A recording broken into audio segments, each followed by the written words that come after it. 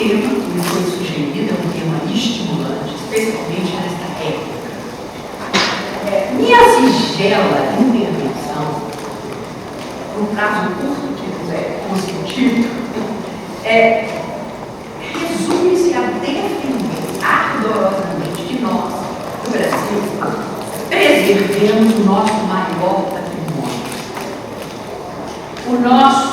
a nossa maior riqueza, um sistema jurídico que preserva a liberdade e, com isso, a segurança jurídica, valores, princípios e regras que garantem, de forma positiva ou negativa, objetiva e subjetiva, direitos e garantias fundamentais, como a liberdade, o seu exercício, a segurança, a confiança, a propriedade e o direito à igualdade. No mundo contemporâneo globalizado, altamente competitivo, o Brasil, que não é o país mais poderoso, mais rico, muito mais pelo contrário, está inserido entre os países em desenvolvimento, o Brasil conta com um diferencial concorrencial invejável, uma Constituição garantista que promete estabilidade, previsibilidade e segurança atraentes para o investimento, para os negócios, para a anidação do capital. Quaisquer tentativas de destruição desta vantagem competitiva devem ser fortemente rechaçadas, não apenas em época de crise, mas especialmente nela e por causa dela. Tradicionalmente, vejam os senhores, poderíamos dividir os modelos de sistemas tributários em dois grandes grupos. Essa é uma tradição que agora não mais se apresenta com a força de antigamente. Segundo essa tradição, de um lado, nós temos os países desenvolvidos que se caracterizam por ter poupança interna forte, uma grande classe média, excesso de capital acumulado, que são exportadores de capital, em geral, ostentando uma relativa descentralização, marcada por uma grande classe média. Europa, Estados Unidos, modelos desse tipo de país. Em consequência, o sistema tributário desses países é forte e carrega nos impostos sobre a renda e patrimônio. Bem, de outro lado, nós temos os sistemas tributários dos modelos dos países em desenvolvimento, que detêm poupança interna fraca, que são importadores de capital, como é o caso do Brasil, e que, portanto, nunca tributaram fortemente a renda, os lucros, mas sempre procuraram trabalhar fortemente com impostos sobre o consumo, porque o consumo é a base de tributação mais corrigida entre todas as bases econômicas passíveis de tributação. Esses sempre foram os modelos de sistemas tributários existentes. Deu-se que, na contemporaneidade, não obstante, essa separação entre os dois modelos não se apresenta mais com a mesma nitidez, exatamente porque se evidenciou a extrema mobilidade do capital, da renda, dos lucros. O capital é muito mais ágil, ele é volátil, fluido, do que os salários, do que, sobretudo, o consumo. Isso propiciou uma evidente guerra competitiva no plano internacional pelo capital, quer como investimento direto, quer como investimento direto. Não são raros os países que reduziram substancialmente suas alíquotas em favor dos investimentos feitos por estrangeiros ou não residentes, como são os Estados Unidos da América do Norte, apesar de terem capital excedente, fazem questão de canalizar o capital excedente dos demais países. Outros especulam instituindo uma tributação nula, quase nula, e um forte sigilo, que são chamados paraísos fiscais, na questão da renda. Por causa dessa fuga da base de tributação, mudou significativamente o polo e os impostos sobre o consumo, que eram características dos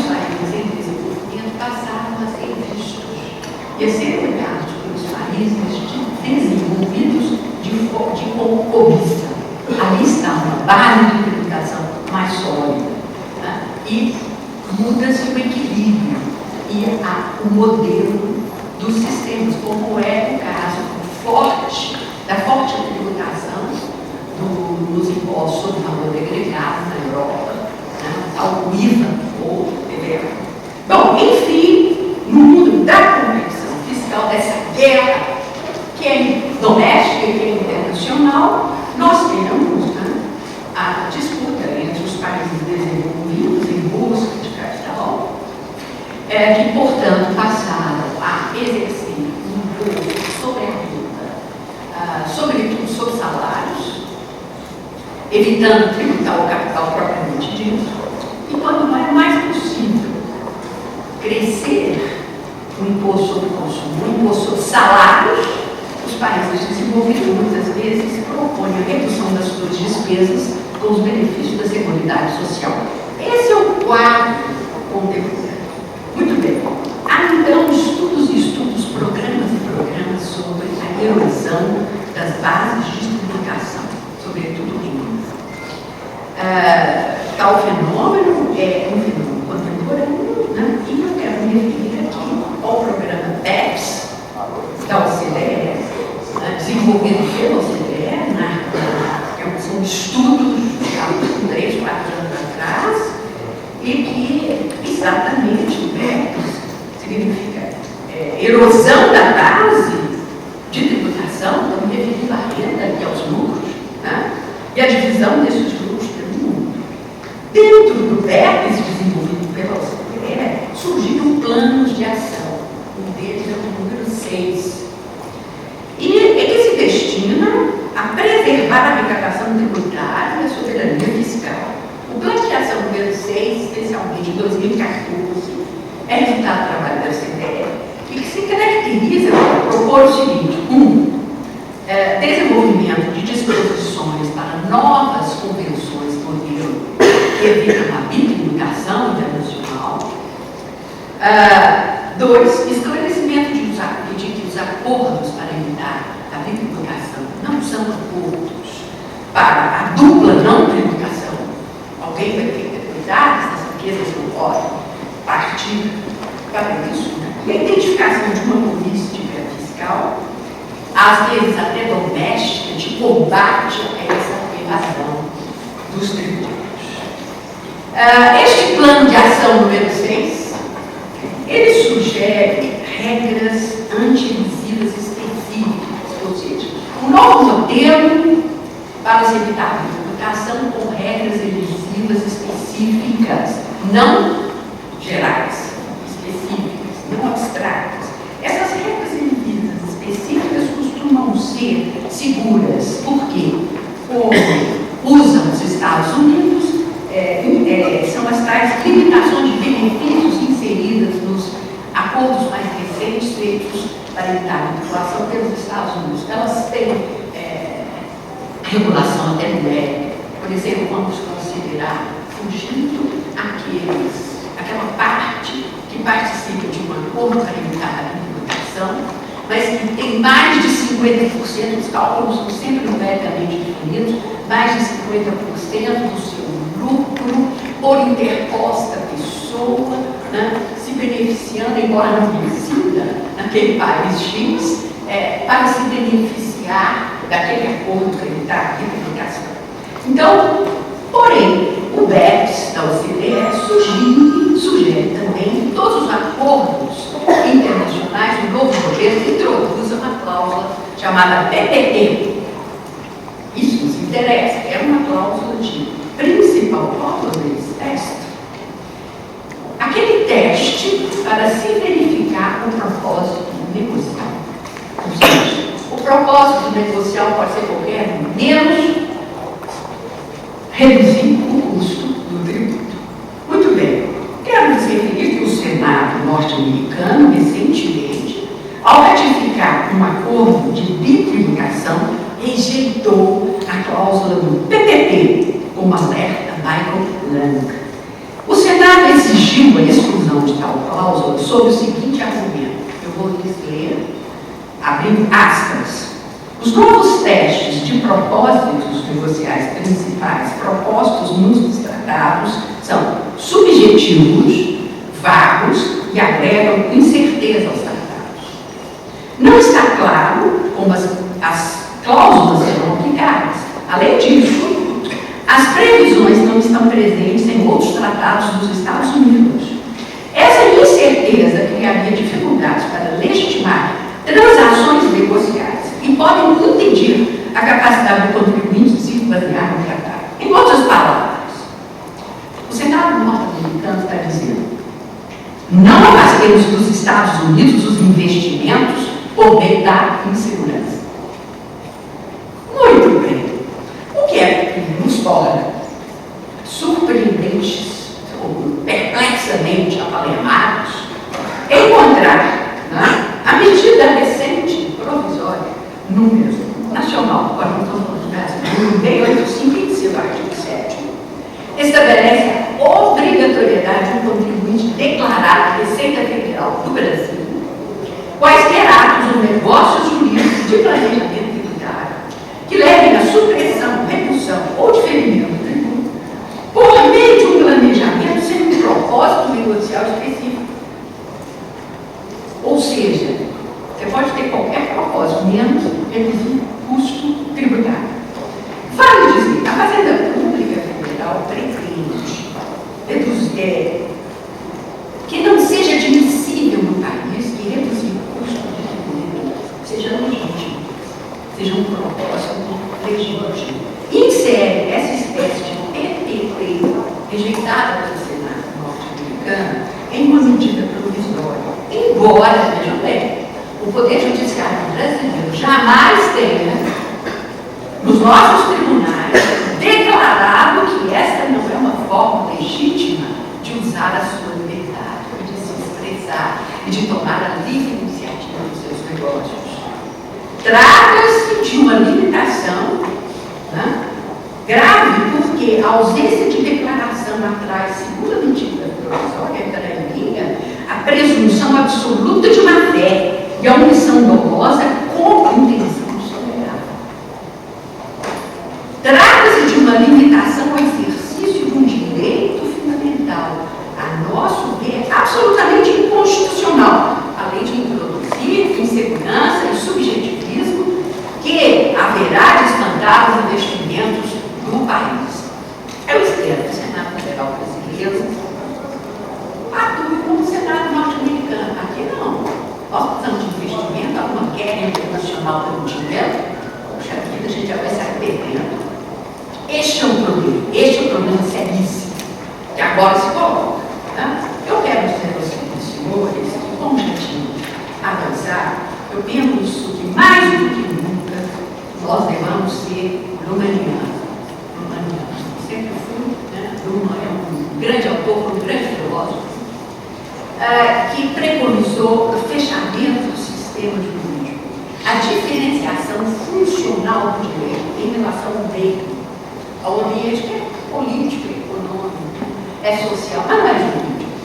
Né? Então, nós não podemos abandonar os conceitos jurídicos, os institutos jurídicos e autores mais recentes, como Shapiro e Shaw, sobretudo, defendem a tese de que o sistema jurídico oferece um domínio limitado de razões que incidem sobre a competência tributária e exigem a sua rigorosa observância para o cumprimento das tarefas e funções designadas ao direito moderno.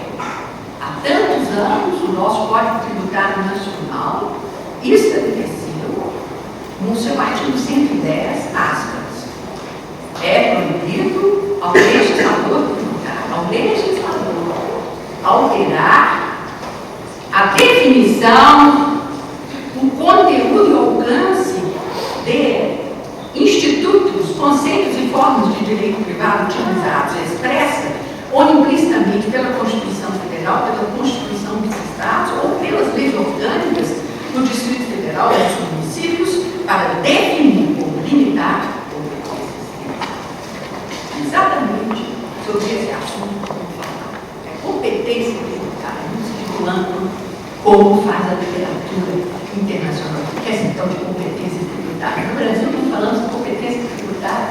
Nós falamos sempre de competência do Estado ou de seus órgãos, né? Mas o termo competência é sempre usado de forma mais larga, né? O poder de atuar, o poder de tributar. Se nós tirarmos as formas e os conceitos constitucionais, ao não termos mais direitos garantidos fundamentais e garantia constitucional. Eu vou lhes dar um exemplo do que acontece agora e do que aconteceria se nós desdiferenciássemos o sistema jurídico dos demais, ou seja, nós começássemos a decidir com argumentos econômicos, políticos, sociais. A desdiferenciação é gravíssima para todos nós, inclusive para os físicos. Estadual, municipal, sobretudo para a União em relação às outras nações rurais. Ou seja, mais fracos sempre vai perder a desdiferenciação. Para isso é que existe o sistema jurídico. Vejam bem o exemplo do Canadá, que é um exemplo ameno que para eles funcionou, mas desdiferenciar é isso. Segundo a Constituição do Canadá e a sua legalidade, as províncias só podem instituir tributos diretos, ficando impedidas de cobrar impostos sobre o consumo e as artes. Só podem cobrar impostos por rendas se tratar de exploração dos recursos naturais no seu território, petróleo, potássio. O resto é tributo federal. O que fizeram as Cortes Superiores, como relata Sérgio Cravo? A interpretação dos tribunais inspirada na tradição federalista, querendo prestigiar a competência dos estados, expandi-la, entendeu que as províncias, né, poderiam criar assim, impostos sobre as rendas ao consumidor final. Por quê? Imposto à moda do sales tax norte-americano, porque imposto sobre a renda sobre o consumidor final são, na verdade, imposto sobre a renda consumida. Então, economicamente, nós temos escolas e escolas, aqueles que tratam todos os tributos existentes como imposto sobre a renda. Bom, se nós pensamos na renda no momento em que ela é oferida, e se há um excedente, eu vou falar propriamente do imposto de renda própria de qualquer natureza na concepção clássica. Mas se nós falamos sobre renda já acumulada, nós vamos falar de imposto sobre patrimônio, outras competências. Se nós falamos sobre os gastos, ou seja, a renda, ninguém gasta sem ter renda. Quando alguém compra algo, significa que ele tem renda para gastar. Isso é renda consumida para os economistas. Então, se nós desdiferenciarmos o sistema tributário do sistema econômico, sabe o que vai acontecer? É um tributo dos estados e municípios. Calem a boca, fiquem quietinhos, possam participar dos estudos. A regra de competência, porque eu não estou nem argumentando com os direitos e garantias fundamentais dos contribuintes, eu estou argumentando como não é do interesse de quem quer que seja violentar os conceitos e as formas de direito privado. Né? Isso vou tomar aqui um exercício para vocês, né? As bases econômicas, às vezes, são únicas. E nós temos superposições de tributos sobre a mesma base econômica. Então, eu vou lhes dar um exemplo. Compra e venda de mercadorias e de serviços. De modo geral, no plano internacional, no plano interno, no plano doméstico. Sobre a mesma base, compra e venda de mercadorias e de serviços incide o imposto de importação, o imposto de exportação, o imposto a produtos industrializados, o imposto estadual sobre operações mercantis, mercadorias e prestação de serviços de transporte e comunicação, e o imposto municipal sobre serviços de qualquer natureza, mesmo na base econômica. E mais, se nós considerarmos, do ponto de vista de uma empresa, o conjunto das vendas de mercadorias e de serviços que essa empresa faz, o seu conjunto, nós vamos falar em faturamento de receita, base de incidência das contribuições federais, tudo isso que eu fiz. Economicamente a mesma coisa. quê? Matrizes jurídicas de incidência tributária diferentes, autônomas, corroendo as mesmas bases econômicas em razão da atuação concorrente de entes estatais diferentes. O sistema jurídico tem de ser respeitado, não corroído, porque a nossa segurança, eu estou me referindo ao seu papel de representante do município, estou me referindo aos interessados dos municípios, procuradores municipais, estou me referindo aos representantes do Estado de Minas Gerais. O mesmo interesse com respeito às formas jurídicas são absolutamente relevantes. Então, nós vamos falar diretamente de regra de competência, tomando a liberdade de usar esse termo, como fez Alexis na sua teoria geral dos direitos fundamentais. A regra de competência, muitas vezes, é assim chamada na literatura estrangeira, não só para as relações públicas, como para as relações privadas. Alguns chamam de regra de competência o empoderamento do indivíduo privado de um direito fundamental, né? O seu direito de exercer a sua capacidade, que nós chamamos na nossa literatura, é muito mais comum, verificarmos como capacidade jurídica, autonomia para firmar contratos e negócios jurídicos. Mas isso, a literatura estrangeira, de modo geral, e Alexis, pelo menos, chama de competência, porque a cada direito, né, fundamental corresponde ao e uma ação do destinatário do direito. Corresponde às liberdades e àquilo que nós chamamos de competência. O titular do direito tem que ser investido do poder, da capacidade jurídica de exercer o seu próprio direito. Em contrapartida, também as regras de competência do Estado e dos seus órgãos. E nessas regras de competência se baseia o sistema tributário, né? Se baseia o planejamento da União, do federalismo brasileiro. E a distribuição pensada pela Constituinte dos recursos advindos dos tributos entre os entes políticos da federação. É um planejamento constitucional que tem que ser respeitado. Há uma regra de competência, diz Alex, corresponde a uma regra de não competência. É uma metodologia muito divulgada pela Escola Paulista, Paulo de Barros Carvalho, e o professor Lopes também, em relação às imunidades, né, que são normas de não competência, corresponde, na verdade, à proibição para a ação do Estado. Então, quando o Estado está em fase de uma imunidade expressa ou uma não competência inferida, existe em contrapartida a proibição de o Estado atuar e o dever de respeitar. Portanto, nós vamos falar em regras de competência, mas vejam nisso uma dualidade. Né? A regra de competência do Estado, ela interessa ao federalismo brasileiro, é base da Federação Nacional, mas, ao mesmo tempo, ela interessa o direito de garantia fundamental aos contribuintes, que têm, né, o direito à distinção do Estado, quando ele não tem competência. Então, se delineia também aqui uma forte não intervenção do Estado. Muito bem. Então, nós vamos escolher falar sobre a erosão de uma base tributária dos Estados, que são os impostos sobre heranças e doações, ou tecnicamente impostos sobre transmissão de causa-mortes e doações.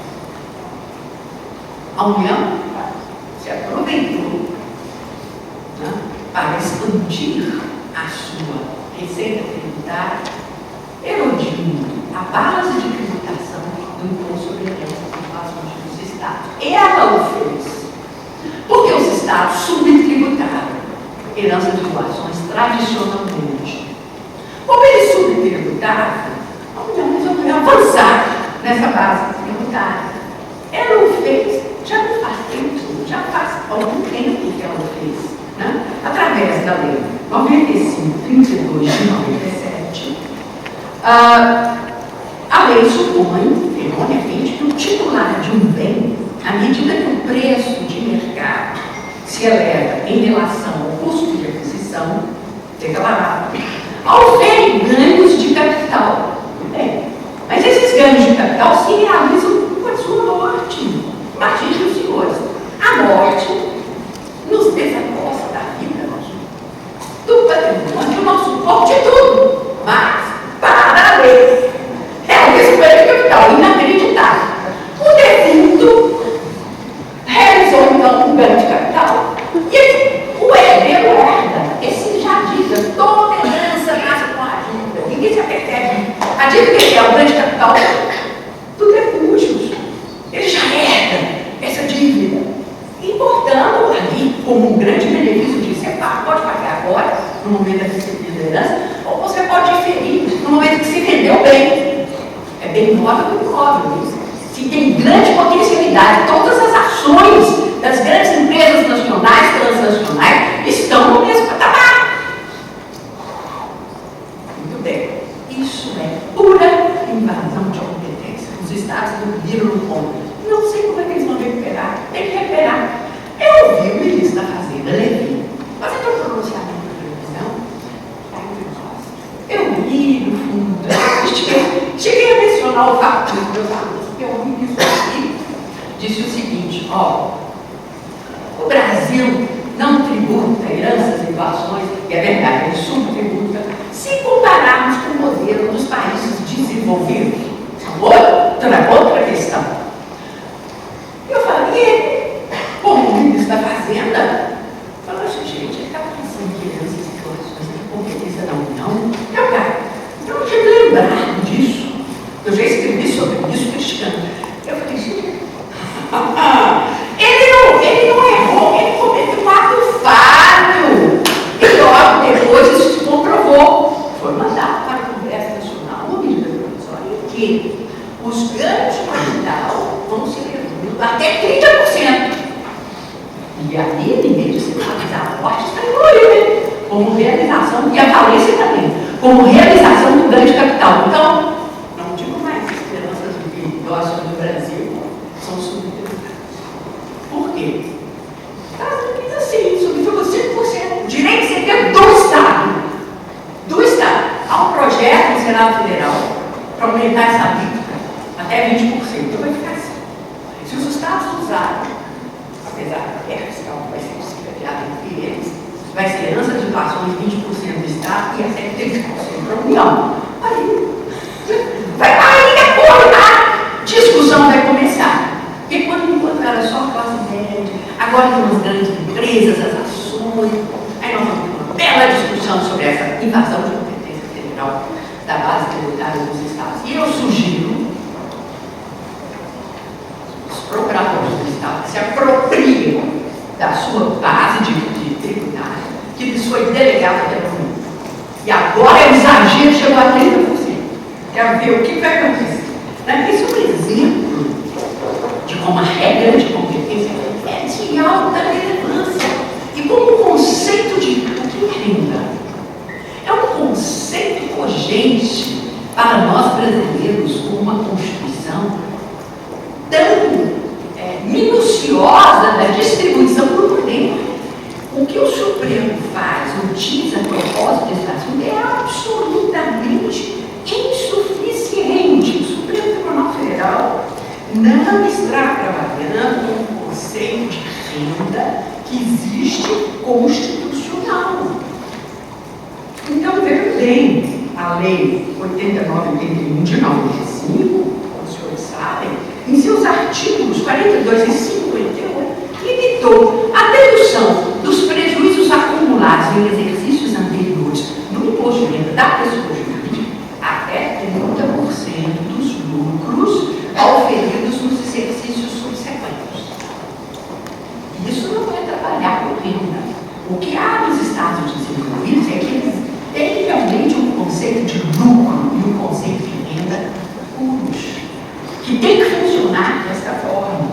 O Brasil não. Aí nós temos um outro efeito danoso. Na medida em que o imposto de renda trabalha com renda fictícia, o imposto de renda do Brasil está considerado